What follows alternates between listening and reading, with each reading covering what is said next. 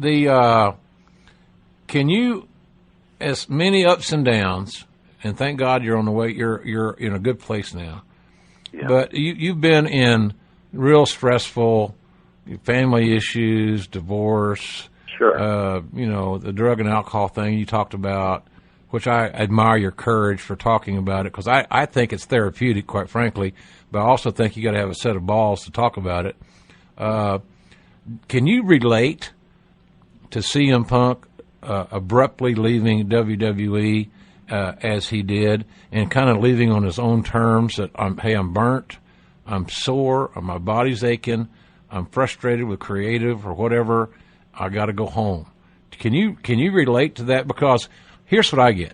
I get fans that lash out at me because I defend him, because I like the guy, and they don't understand, I don't think, and they think that CM Punk owes them some sort of farewell. And I don't agree with that. That's just me. But what's your take on it?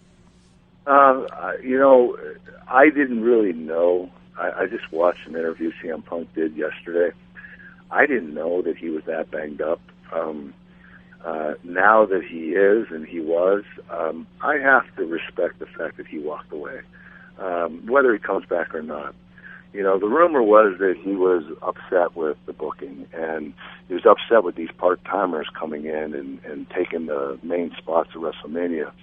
And it was like I wanted to contact him and say, listen, Punk, you're working full-time now, but it's not going to last forever. And there's going to come a time where you're going to want to go part-time too. And you're going to be able to have that spot at WrestleMania as a part-time worker. So try not to, put the fire out before you end up there, because there might come a time where you're going to want to do that, and the choice is going to be yours. In other words, you have the Undertakers and you have the Rocks that come back, and Triple H, although he's been working pretty full-time, I'd say, these guys, they're going to have the big spots at WrestleMania, but they earned them. And, I was there if, in WWE, expecting a main event spot at WrestleMania, and not that I didn't have my share, I did, but expecting a main event shot at WrestleMania, and Hulk Hogan comes in, and he does, one or two or three TVs a month, and, all of a sudden he's champion, he's main event in WrestleMania, and, it was hard, but, you have to realize that these guys are big names, and they're going to draw money, they're going to draw fans, which makes it better for you, which is going to draw money, and there's going to come a time in your career where you might want to do that too. And if you put the fire out and you just and you convince, which you're not going to convince Vince McMahon to do whatever you want,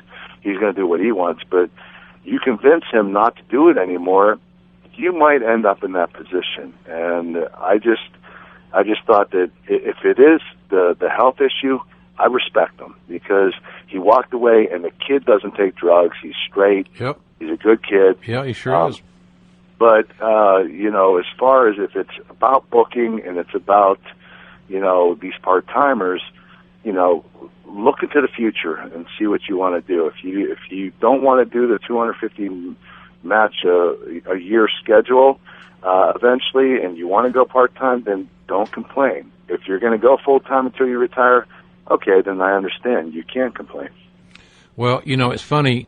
I talked to Steve Austin